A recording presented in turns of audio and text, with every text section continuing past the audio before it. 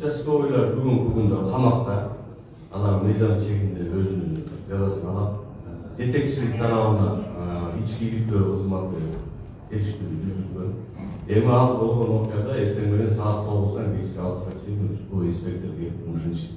Кечки 6-дан кийин ар бир кызматкердин жанында биздин жүргөнүбүзгө шарт. Чын эгерде ал балдар ушундай ыкылас иштерге барган болсун, ушундай ыкылас жазаларды алган кылган. Эми муну дагы бир белгилеп басып, алар барып соттолгондон кийин дагы алардан сурак. Алардан дагы өзүнчө сурак. Аны сиз жакшы түшүнөсүз. Демек азыр жетекчилик эч кандай чара көрүлөт экен. Жетекчилиги катуу сөгүш жарыя болгон. Андан кийинки орун басарларына кызматтык эмес болуп эмес. Жетекчиге кайсыларына? Кадыр кызматынын боюнча орун басары жана коомдук коопсуздук жазасын алат.